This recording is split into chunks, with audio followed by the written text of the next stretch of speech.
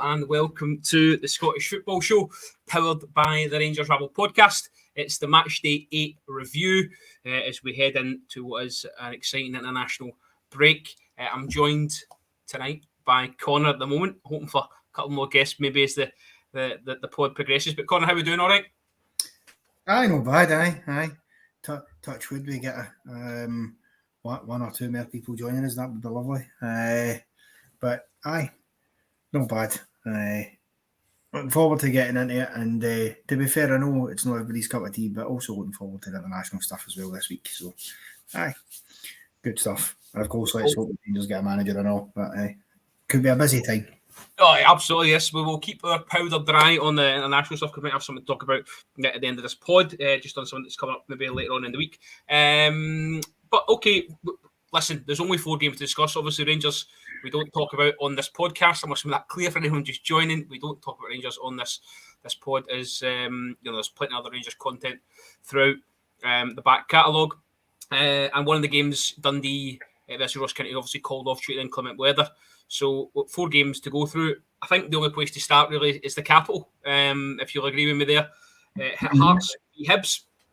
A game I must highlight should have been televised, right?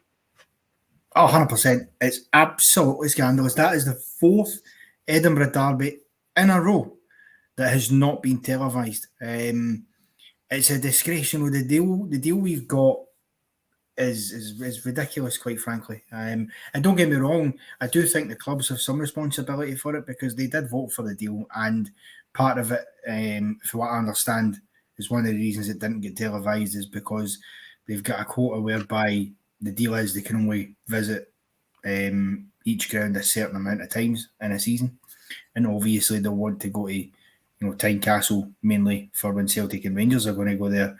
And the same, obviously, Leicester Road. But they've got to get it sorted because it's your second biggest derby. And I don't know another country in the world, let alone a country who's supposedly, inside the sort of top 25 when it comes to coefficient in one of the top 12 leagues in Europe. Your second biggest derby is not on the telly 4 times in a row. It's not good enough.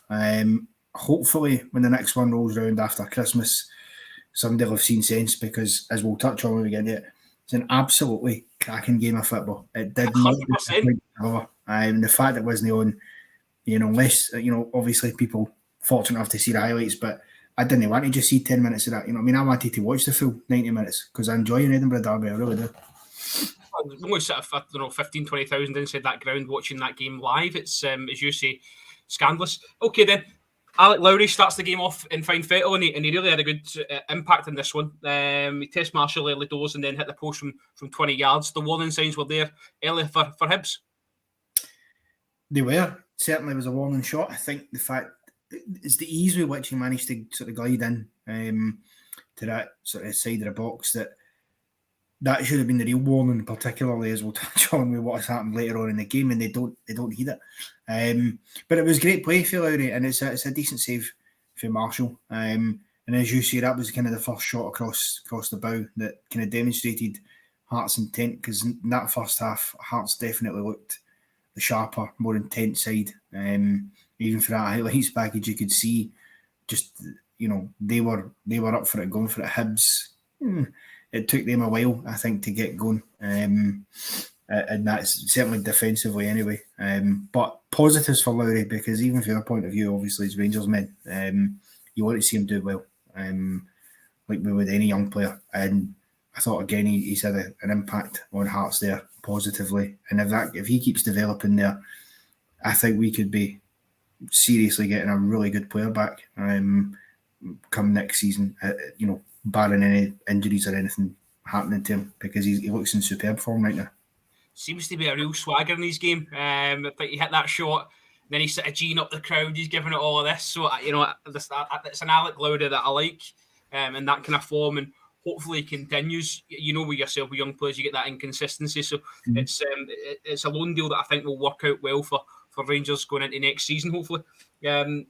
Listen, we didn't have to wait long after that for what is an absolute stunning strike from Alan Forrest.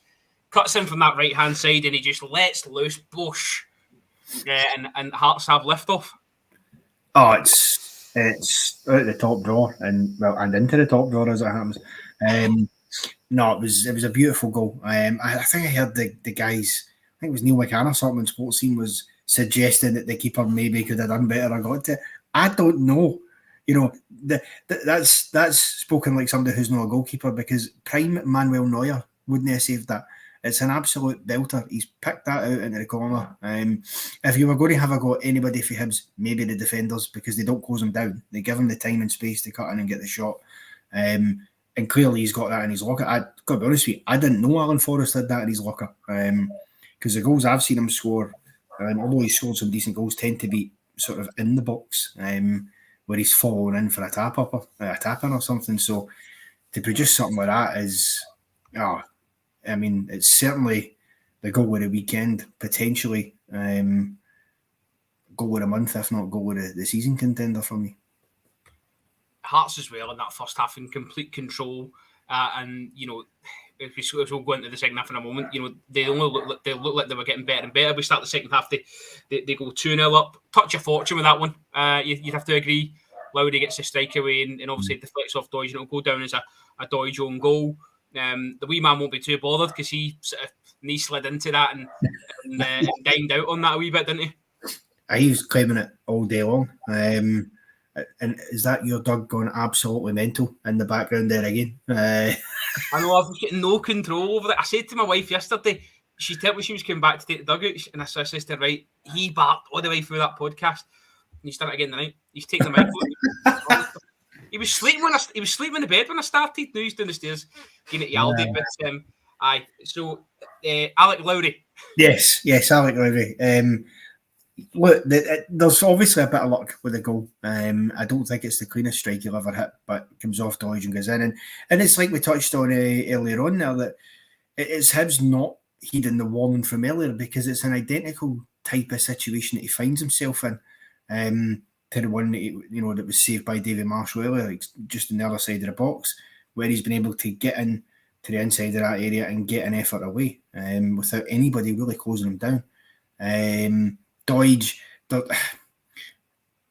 I hate to be critical of players in that kind of situation, because I always have sympathy and always think, well, there's not much you can do, these things happen, but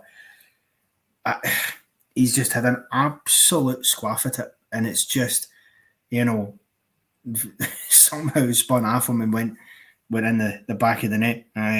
So I feel for him, but I do think he could have done better. I think he could have just opened his foot up a bit more and tried to catch it in the cleanest with the side of his foot, rather than trying to put his laces through it, which is what it looked like he was trying to do. But you earn your luck, and I thought at that point Hearts definitely earned the right to be 2-0 up. And Lowry, with the way he played, okay, the goal goes down as an own goal, but he'll claim that all day long, and that's a good confidence booster for him.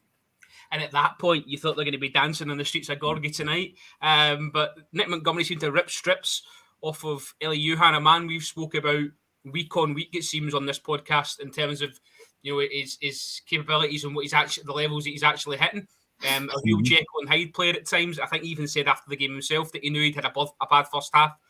But you probably see the worst of Hearts in both his goals. We'll start with the first one. Sort of a poor defender. I think is it Sibic involved in the first one as well? Yeah. Sort of falls to Yuhan in the box, and boy, does he make sure it rattles the back of the net. Aye. Again, Sibic makes a bit of a mess of it. There's a bit of luck for Yuhan in the way that it breaks in that aspect, but it's a great finish. And clearly what Nick Montgomery said to him at half-time worked, because as I understand, I think he was told basically you've got 10 minutes to sort it out here, or he'd have been hooked. And clearly he did, and that rocket up his jacksie worked, which is important, because sometimes you see teams, ours included, have a poor first half, and you think, right, so you've got to go and try and get something of these players here. You need to, a bit of hairdryer treatment, but it doesn't always work. But it did there, and it's a great finish. Sibic, I think.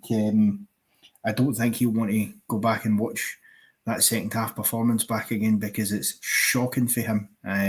Not just him, to be fair. There's other Hearts defenders round about that who do nothing for me.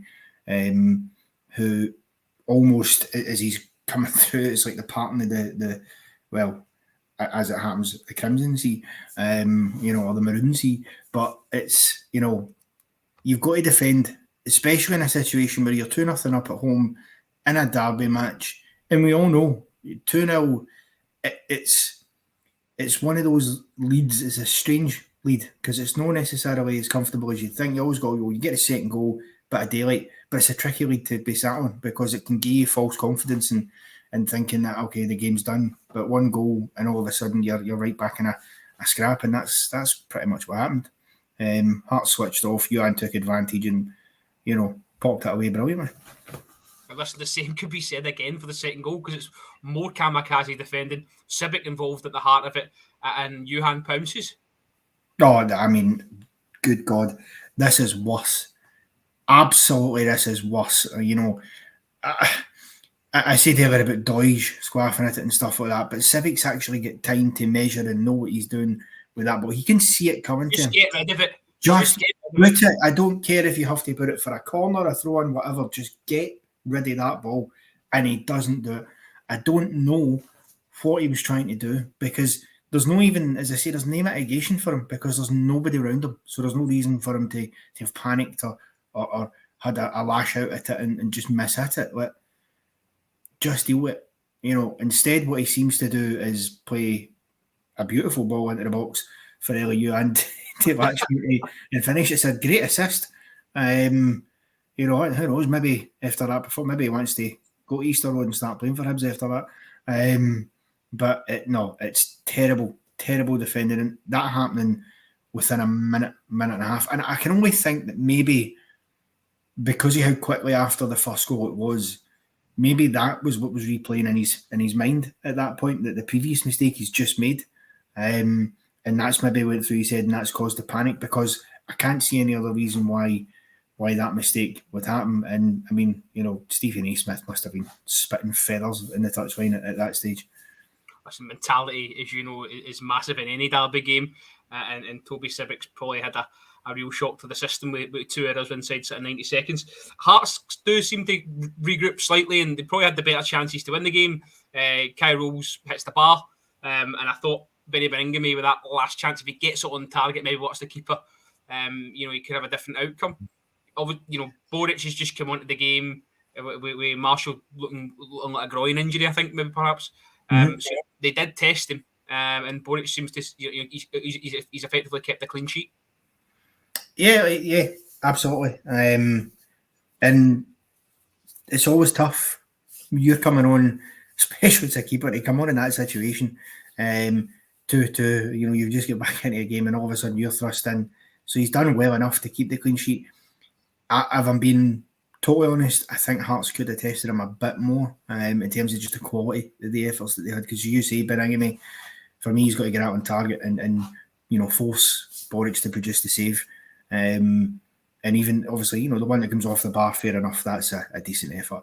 But from Hearts' point of view, I'm sure they'll be absolutely frustrated that they've not got 3 points there, because although on one hand there's part of me going, well, Hibs, the way they started the second half, the way Johan particularly played, certainly maybe could justifiably say they deserved a point.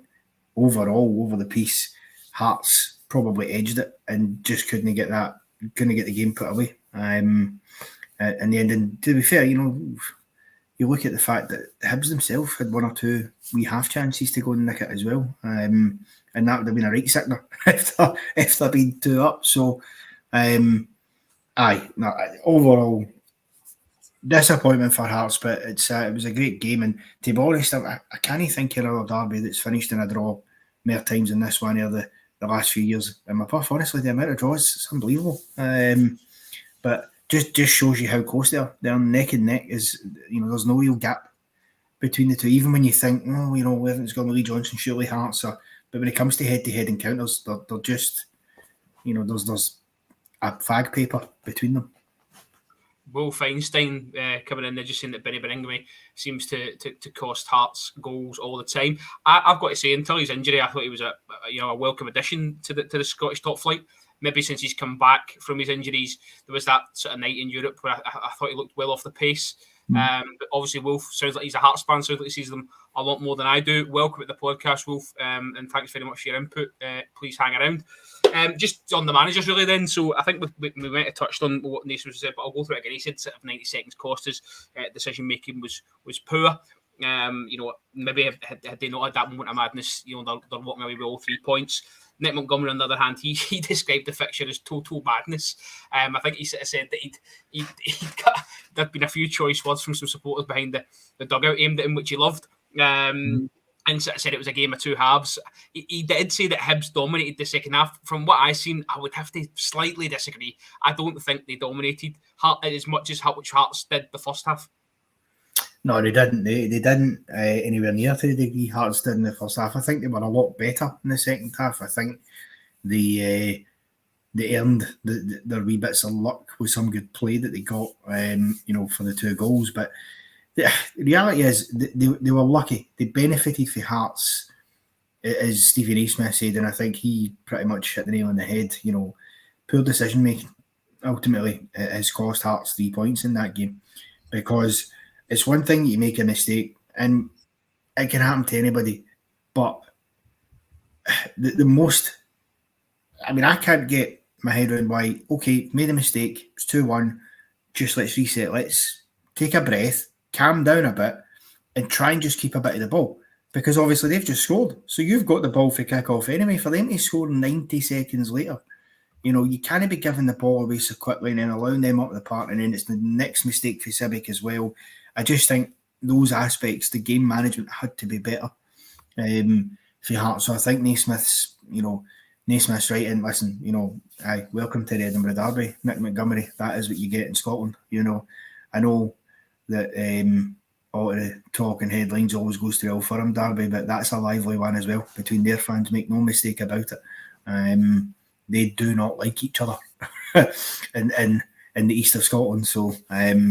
But it always makes for a tasty affair. And see, as I don't, people getting that bit of banter in and stuff, that's all great, part of the game. And as long as it stays to that, which it did, then happy days. But I'm sure when they reflect upon it, Hibs, realistically, Nick Montgomery's going to think, we maybe get away with a point there rather than properly. It's snatched. That's what's happened there. Hearts have snatched a draw for the jaws of victory.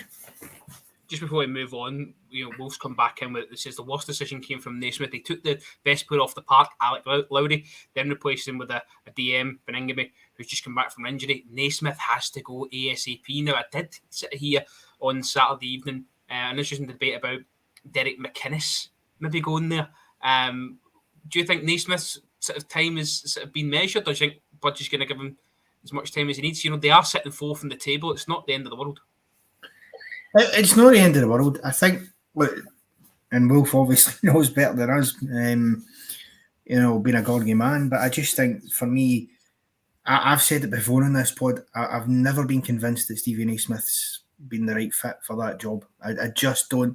I think it's too big a job to put somebody who's never managed anywhere in his career before. And we've seen the debacle, the piss taking with UEFA and all that nonsense that had to go on. All the hassle they've went through. I suspect that Anne Budge will stick with him a bit longer, but I think that the performances and the results are going to have to pick up big time, particularly because you're not talking, it's fine, you go and beat St Johnstone, Livy, whatever, games like that, but they've had games, particularly home as well, and away against the teams in and about them, that they're struggling to pick up 3 points. They lost at St Mum, and they should have and could have lost that game 4-0. Because those 3 goals disallowed, it shouldn't have been, as we discussed. Again, they've drawn with Hibs, having been in a commanding position in the game. They've dropped the points. Aberdeen was a similar kind of game. Okay, they got over the line, but again, he's not going anywhere anytime soon, I don't think. If he does and McInnes gets it, I think McInnes would be a perfectly good fit for that job. I'd certainly rather he went to Hearts than Rangers. I'll second that here. Wolf just he wouldn't mind Davy Martindale. I know Davy Martindale has said in previous interviews that he is welcomed at Hearts quite often when they've not got a game. So whether there's some sort of relationship there, I do not know. Okie dokie, we'll park that one. We'll jump on the M8. We'll head through to Glasgow's East End.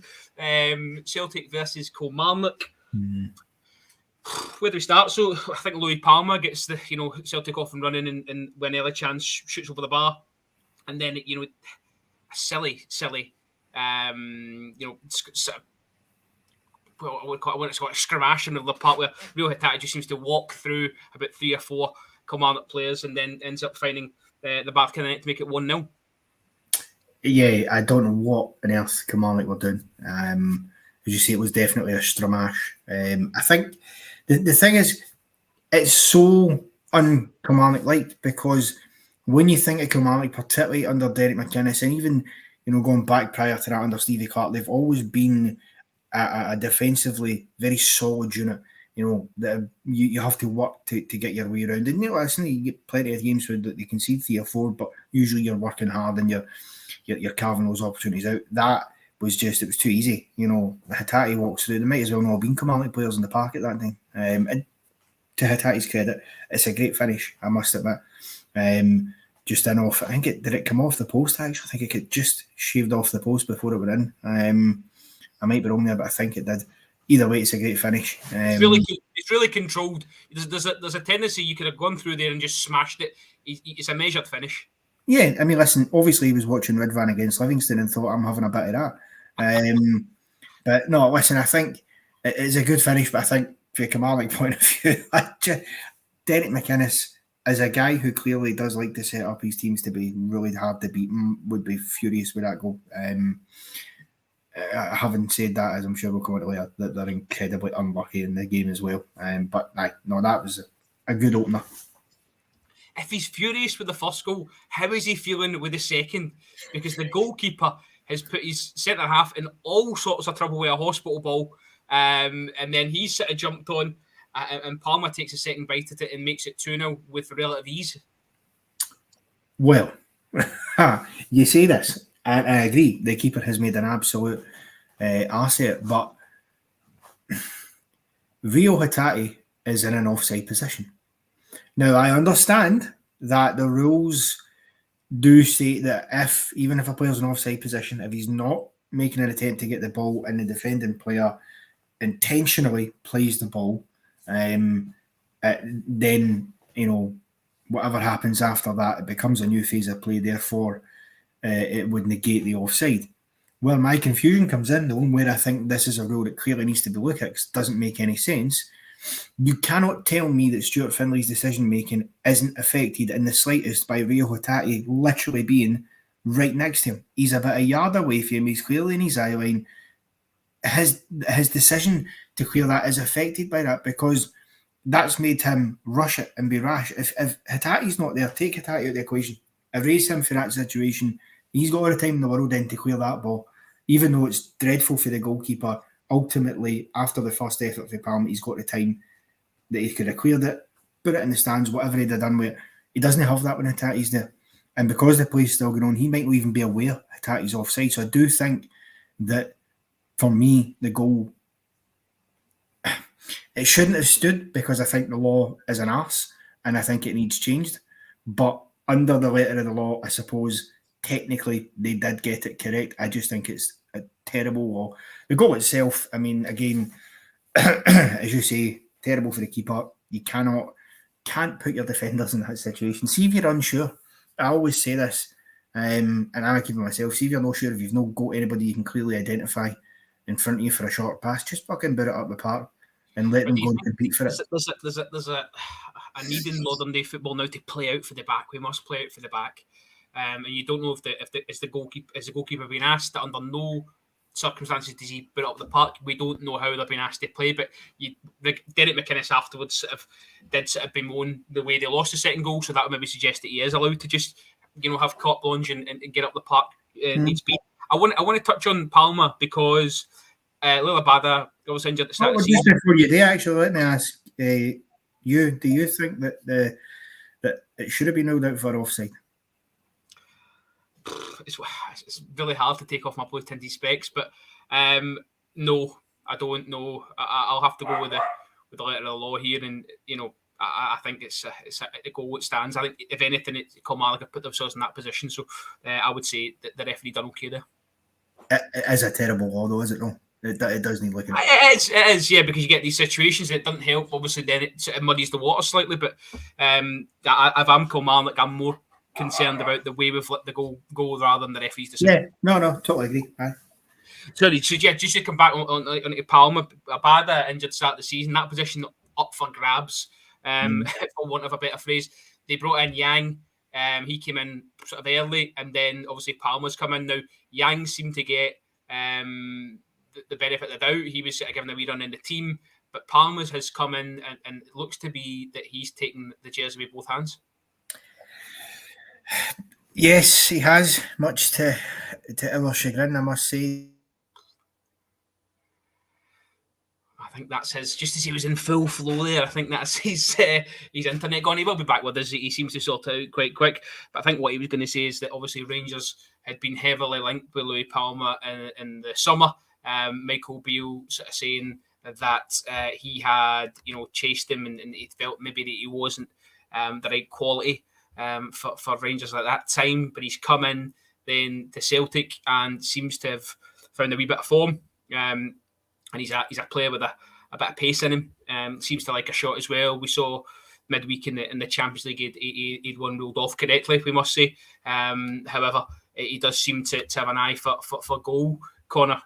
So yeah, I've just sort of saying there to the guys that, I think you were going to say that obviously we missed out on him, and our loss seems to be Celtic's gain. Very much so. Aye, that's pretty much in a nutshell what I was about to say there before I froze. No, but it is clearly Celtic's game. This guy, according to the Cockney car salesman, wasn't good enough for Rangers, but he's proven that clearly is wrong. But it's a tough one because you're filling, big boots. They obviously, they have been severely weakened in those areas of the park with the likes of Jota leaving, the Abada issues you mentioned, and I think is it Jan or whatever his name is that's coming in? Yeah. Yang, yeah. He's not really pulled up many trees in the appearances he's made, so I think Palmer coming in clearly has done wonders for them, and they're getting. Palmer looks a little bit more complete. Yang looks still a bit of a project. Would that be fair? Yeah, I would agree. Aye. I think he's looking for the Yinties, Jan.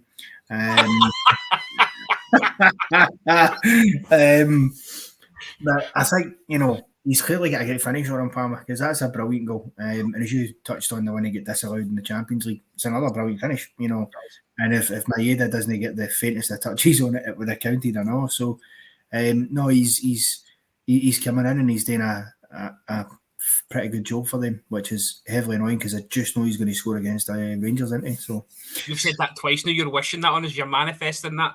Into the second half, Alistair Johnson, Matt O'Reilly link up well into Rio Hatate, who again you get sort of blocked and the Killian seemed to get it away, but Rio Hatate seemed to be a bit more like his old self in that game in terms of a bit more resurgent. He's not really hit the ground running this season. It didn't really. It looked at the start of the season he was going to get punted, but he seems to be finding a little bit more form.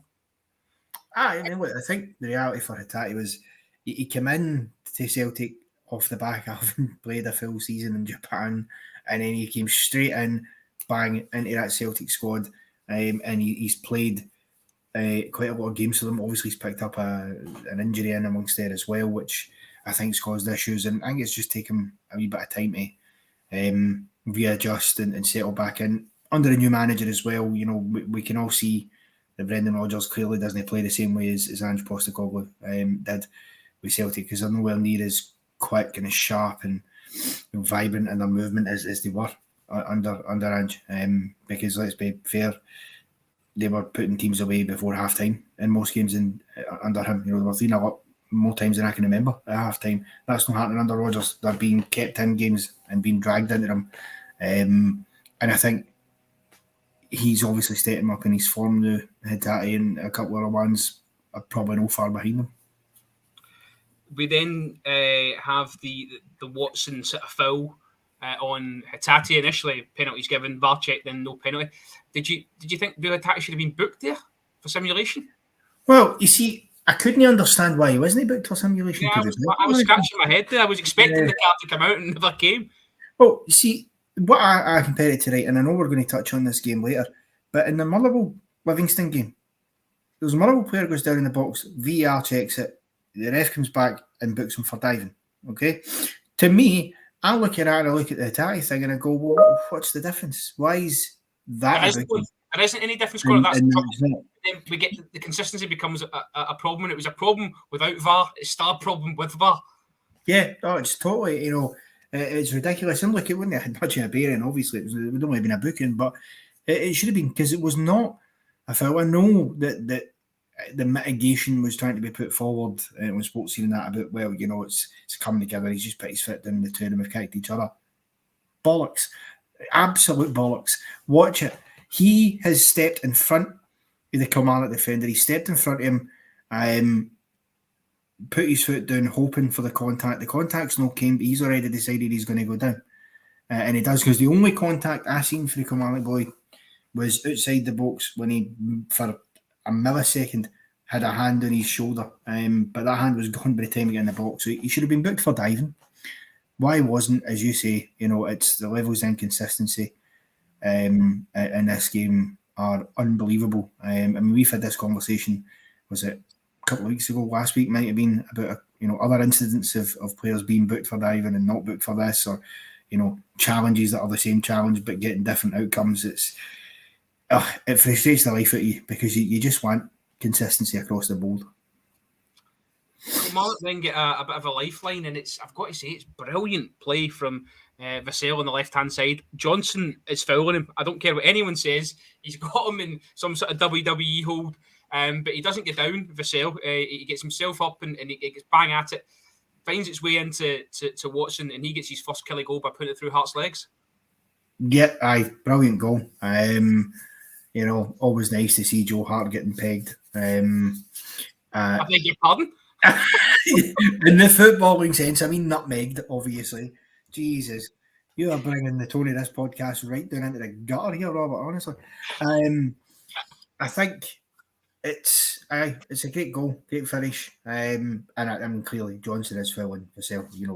I know the claims that are trying to be made that, oh well, it's a foul on him, and to be fair, in my opinion, even if you decided somehow that Vassell fouled Johnson, I think it's too far back in the phase of play anyway, because they've still got plenty of chances to deal with, and they don't. Overlooking the fact, as we said, it's definitely fouled by Johnson, and Vassell just outmuscles him. And it was a lifeline at that point for Kilmarnock. You were hoping and thinking, well, maybe can they somehow carve out another wee opportunity and nick a point here. Just on that, they do carve out another opportunity not long after a swooping free kick into the back post, and Joe Wright's got to do better with that header. I mean, what does he do? Does he just head it into the ground? He's got to head it back where it came from. He's got to put it back into the mixer, back across, and either it goes in the back of the net or takes a touch off somebody and goes in. He should have done a hell of a lot better than he did. I get, obviously, he's reacted in a split second when it's come in, and he's just made the bitter ass of it. But that's big moments for teams like Kilmarnock in these kind of games, because it's no often, particularly when you go 2-0 down away from home against Celtic or Rangers, that you get an opportunity like that you can actually peg it right back to 2-2. And it's a missed opportunity, because I think if they take that opportunity, I think they would have probably seen it out and got the point, because clearly, because they didn't take that and they were still 2-1, they were still trying to have a go and come out a bit, and they were forced to, which helps and aids Celtic in getting their third, because it just creates that bit of space. So it's unfortunate for Wright, but hard to be too harsh on him in a situation like that, because I don't think it's an absolute sitter. No, absolutely not. No, definitely not. You mentioned the third goal, Greg Taylor. Poor defender from Kelly seems to sit swan in at the back post unmarked. And it's a set play. It's come from a set play. It's come from a corner that people should have their man, and he just seems to swan into an area where there's plenty of space, and it's an easy finish. Yeah, no, 100%. Again, especially as you see when it comes to a set play, everybody's, should be known in their positions anyway. They should be marking up their men, and they should know what they're doing. If that's how you play, because you do get a lot of managers that like to do the whole zonal marking thing as well, which I'm not a massive fan of. But I think, on one hand, I'm kind of thinking, well, given that Greg Taylor's the left back, they've maybe just no thought, that it would go to him, but it did. And you've got to stay switched on, and I do think you just get a bit too much space. And it's cost them in the end, because the minute the third goes in, that's it, it's game done. They're not getting back into it at that point. And it takes the wind out your sails as well, because when you think you're clawing your way back into it, you've turned it into a bit of scrap. You're making life a bit nervy for them, and you're going, well, we can still get another chance here, but as soon as that goal goes in, that's it. The stuffing's knocked out, because you're not getting back. So I think overall, with all three goals, Kilmarnock were just really uncharacteristically poor at the back, and in some instances, not really doing the basics right, and you cannot do that. I don't think you can afford to do that away from home against just about anybody in the league, but especially up against Celtic or Rangers. Absolutely, that's another win on the board for Celtic, and they go 7 points clear. Brendan Rodgers said after the game, he was delighted. Obviously, he's got players coming back now. He's got players developing the way he wants to play. There was some praise for Rio Tati, but massive praise for Liam Scales. Huge play, yeah. Let's start that again. Huge praise for Liam Scales, aye. Sort of backhanded praise though, in a way.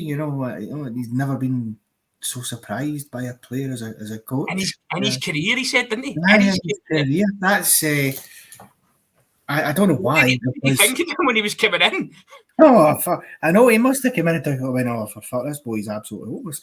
And obviously he's proven them right. To be fair, that's more a damning indictment than Brendan Rodgers, and the fact that he clearly didn't pay much attention to the Scottish League last season. Because the one thing I would say about Scales is, particularly in the second half of the season when Robson took over, he was one of the standout performers for Aberdeen, because all of a sudden they went for a team who were all over the place at the back, and then under Robson and what they were doing there, they became very solid defensively, and he was a huge part of that.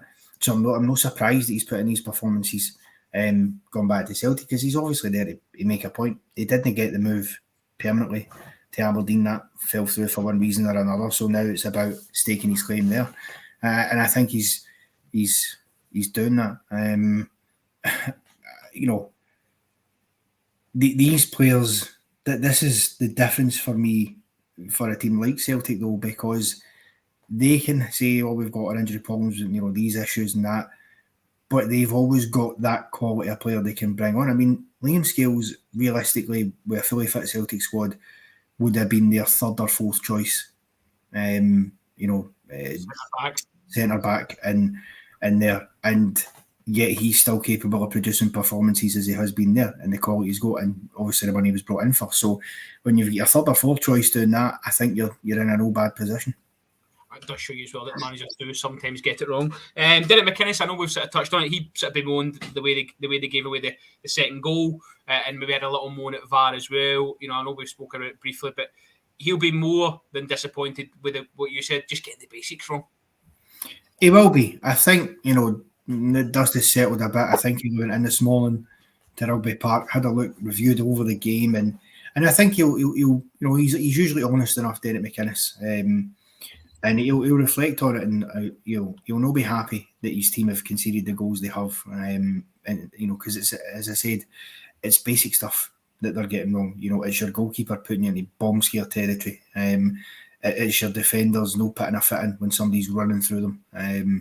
That sort of stuff that at 101 level, school level, you're taught how to do. So he'll not be happy with that, and he'll go in and he'll try and rectify it, assuming he's still going to be there for the next couple of weeks, of course. But I think once he's reflected, it's uncharacteristic for him, and I'm sure they'll bounce back, because they're not usually that poor at the back, Kelly. They really aren't.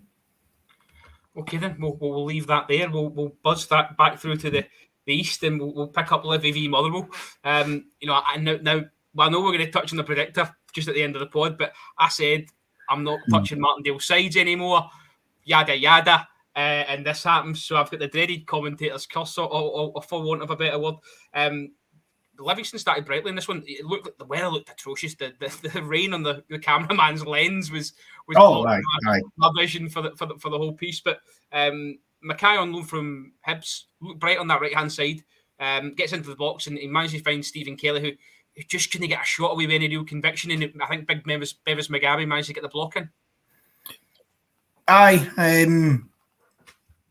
The thing is, I always think, see the conditions in a pitch like that, I think that goes against you when you're trying to, get shots away. Because there's always a bobble here and there. McGabby does well with a block, obviously. I think, listen, I don't think anybody, nor that I can remember, would have had Livy winning this game. This is a Motherwell team who've been in great form, albeit that is actually now, I think, is a fourth defeat in a row. I think that, so they're slipping a wee bit. But up until we beat them, they hadn't lost a game away from home either since February. And now that's back-to-back away defeats for them. Sandwiched in between an absolute heartbreaker against Celtic last week. So, it's disappointing for them. Having said all of that, though, there is a clear turning point in the game that maybe, if it doesn't go against them like that, they might still have got something out of it.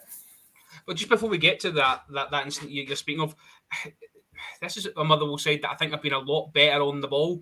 Slattery was trying to make things happen. I think he had a free kick whipped in. Spencer headed it over. It was offside anyway. Then he tried a couple of wee jinks in the box. And he was pickpocketed. But it came to Dan Casey hitting that free kick just inside the Livy half, trying to catch George off his line, and that maybe summed up Motherwell's first half and the fact that there was just a real lack of invention. Aye, no, 100%. It was when you're seeing a player do something like that at that point in a game, that's desperation stakes. That's the sort of stuff you do in the 95th minute of a game when you're desperate to claw back an equaliser or something, or get a winner. You maybe do that then. No, you don't do it at that point. You use your options around you. Play a ball through for one of your attackers and let them go and produce something better. Because George might have been off his line a bit, but he's never in a million years catching him out with that. Certainly no for me anyway. Maybe if he'd have hit it better, got it better on target, might have done, but I don't think he would have. I think it just showed, as you say, the lack of creativity, because they were huffing and puffing and it didn't really, nothing was manifesting for them. Very, very un-Motherwell like this season, to be honest. They usually get their foot on the ball. Payton, Slattery, Spittle, all usually buzzing about and causing problems. We didn't really see that the weekend.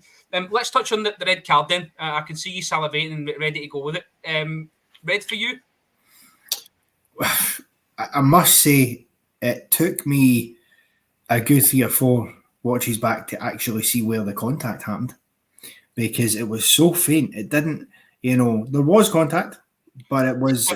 It's a wee sort of, I don't know if you call it a tap or a pull.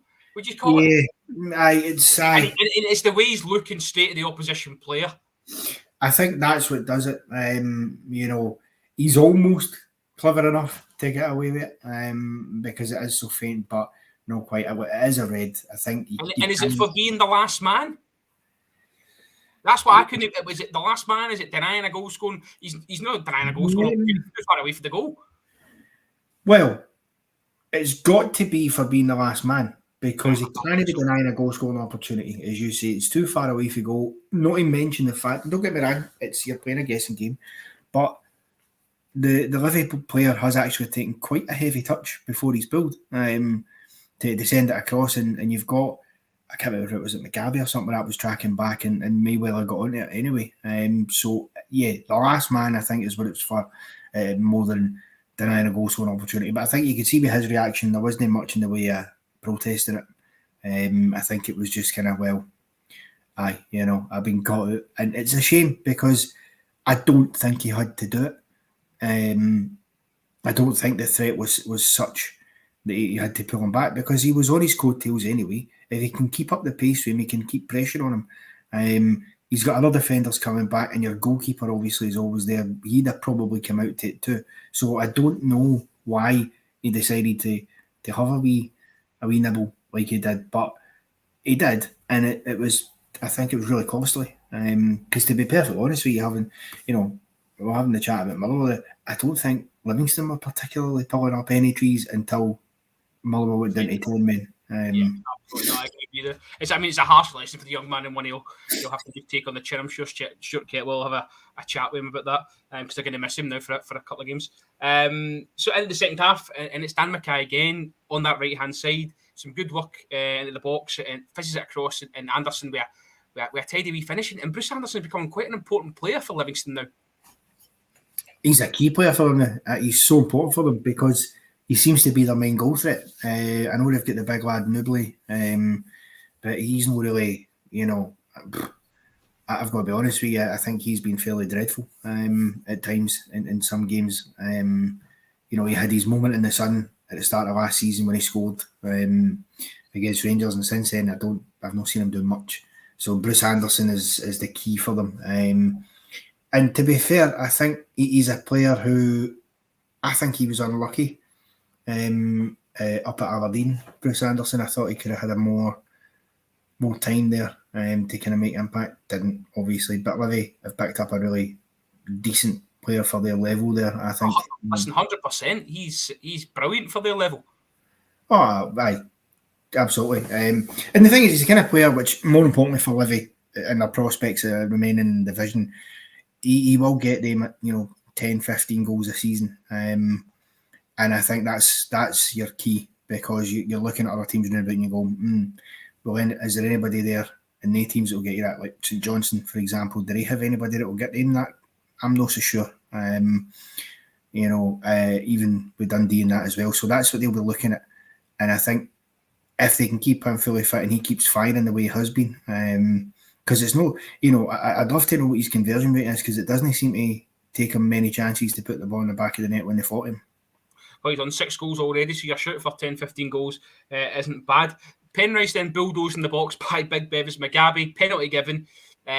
Sean Kelly steps up against his wee brother and manages to put another. I think that's 6 goals for Livy. All of them have been penalties. Yeah, I mean, the guy obviously. Isn't it? It's some stat. Aye, listen, it's not bad at all. They all count.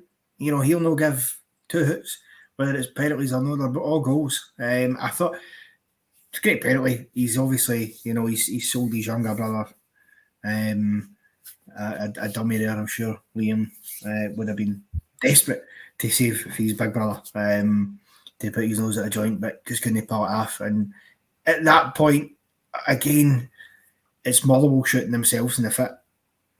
Clumsy tackle to give away the penalty for me.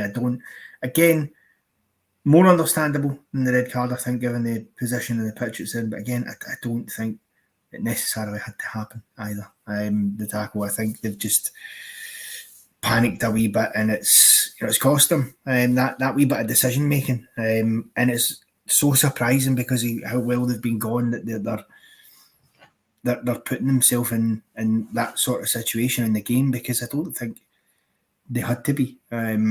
It's tough when you go away to Livy. Everybody knows that. The pitch is against you. The conditions were obviously shocking. They've been like an ice rink out there at times. But Livy have been pretty poor, other than Bruce Anderson, who we spoke about. So they really should have been going there and getting 3 points, Motherwell. Oh, listen, that would have bust many a coupon up and down the country, so please bet responsibly, I should add.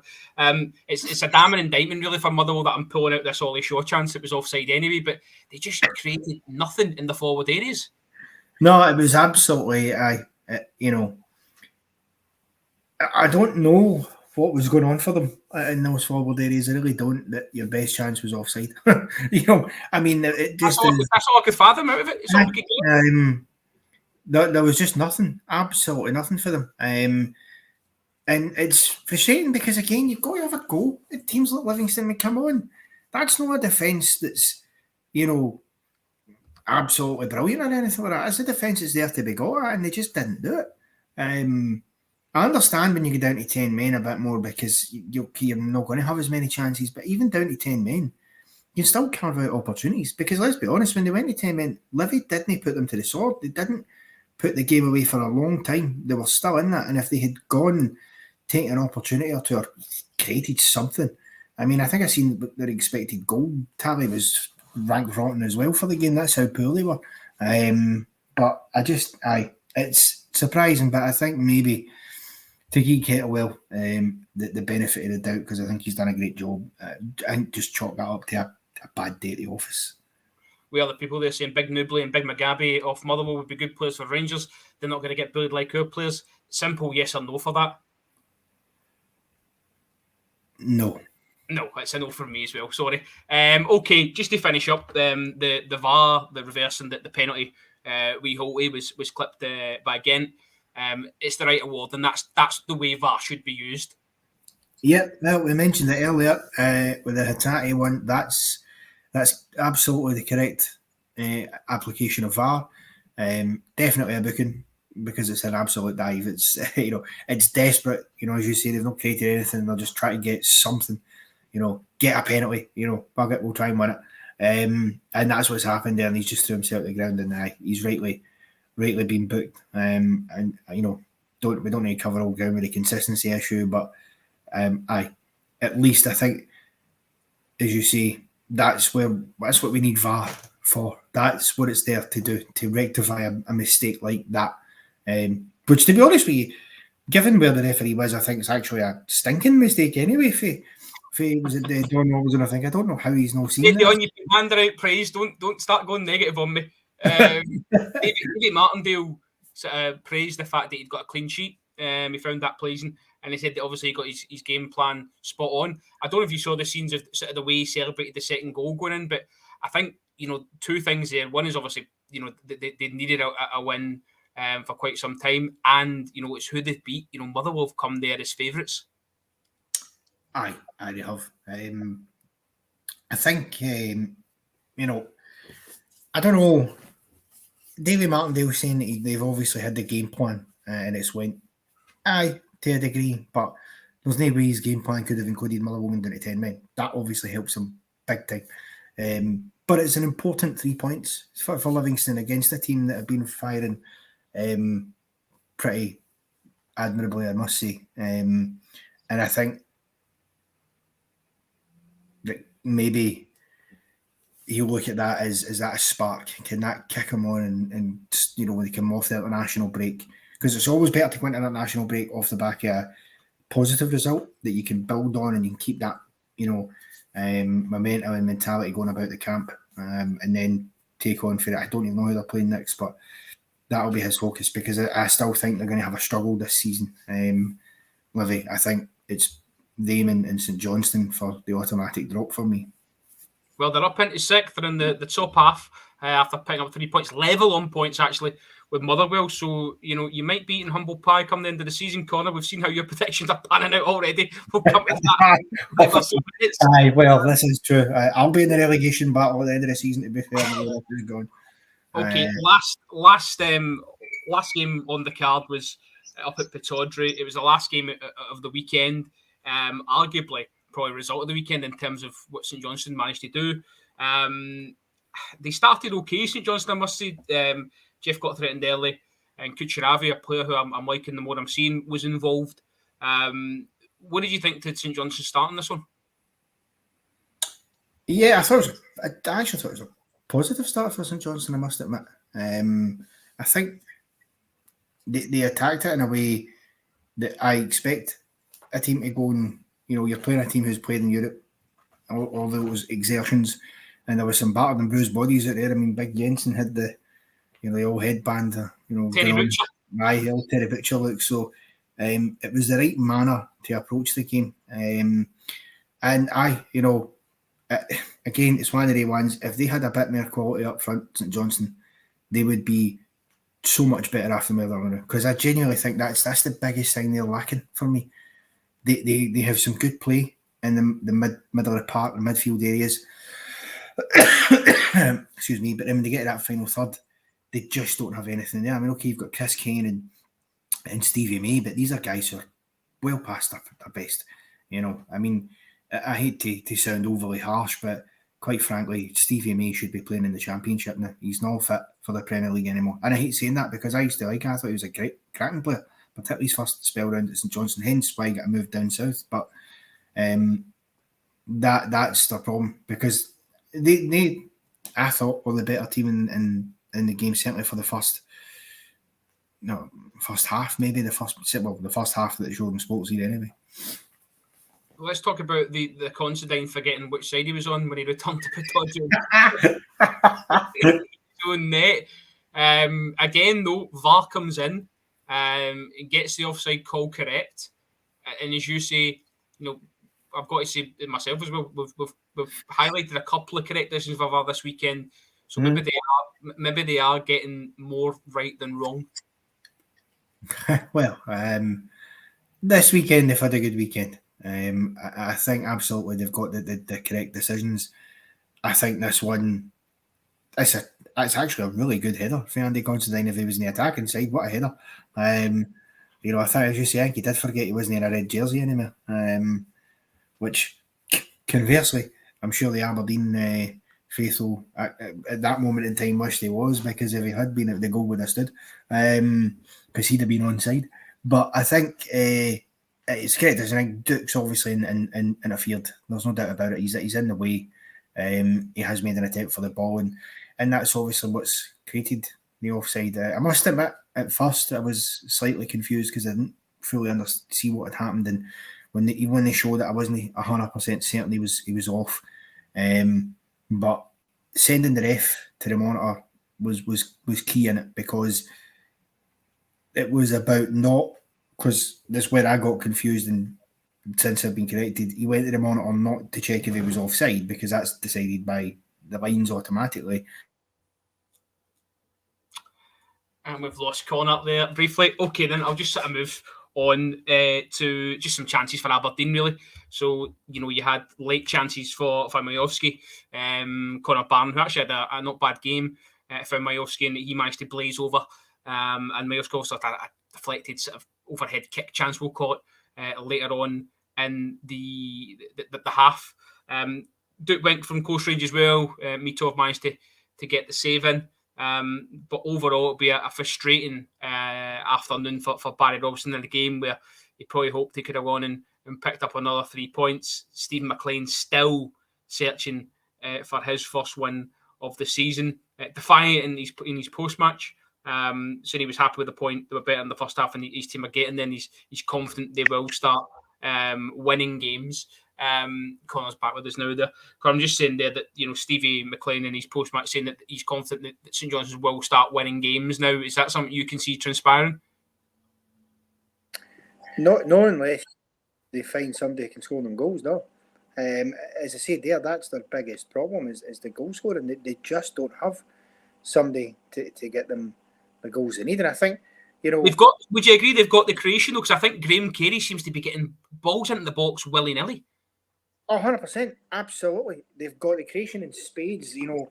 I like a lot of what I see for St Johnstone in terms of the play in the midfield, and the creativity that they do have, as you say. Graham Carey, I think he's a smashing player. I'm pretty sure, if I remember correctly, I think he used to play down south for, was it Plymouth or something?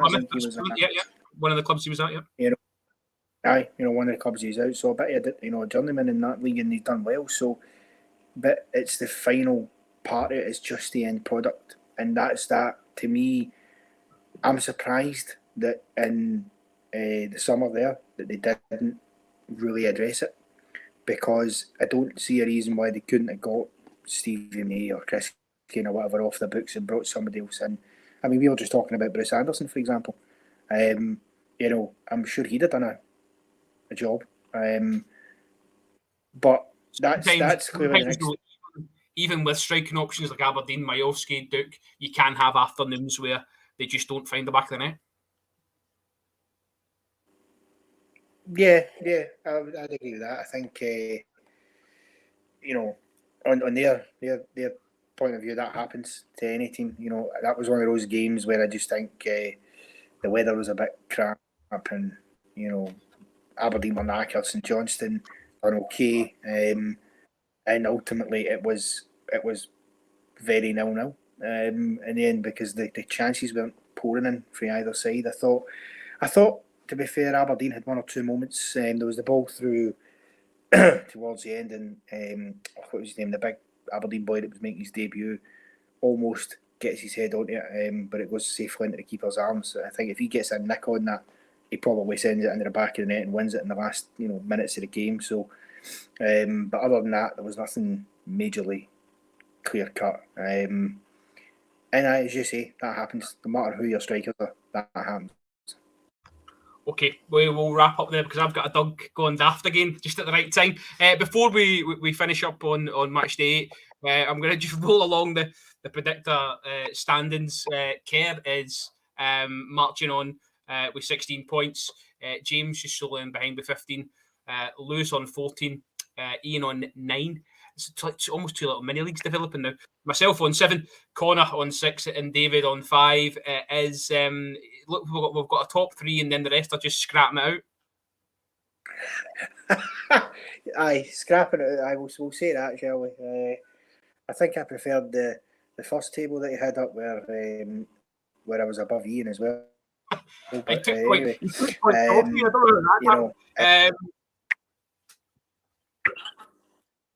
so, listen, your connection is a wee bit. It was a dreadful week. Aye, your connection's a wee bit ropey. Okay, just to finish up here then, we are having some time off, obviously, it's an international break.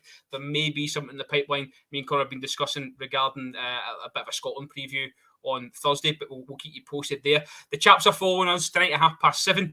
It is your Monday night of Rangers at a Rabble phone-in, where it'll be purely Rangers content. Get your calls in for the guys, whether you want to talk about Sunday's performance or indeed the new search for a manager, which seems to be sort of in and out, and all the names are getting thrown in. So do stay tuned for that. That's live from 9:30 on YouTube. Have your notifications on. If you've enjoyed this afternoon, this evening, like, subscribe, all that jazz. It was nice to have supporters on from different clubs as well. Welcome and thanks for being part of it. And we will say cheerio, and we'll catch you on the other side of the international break.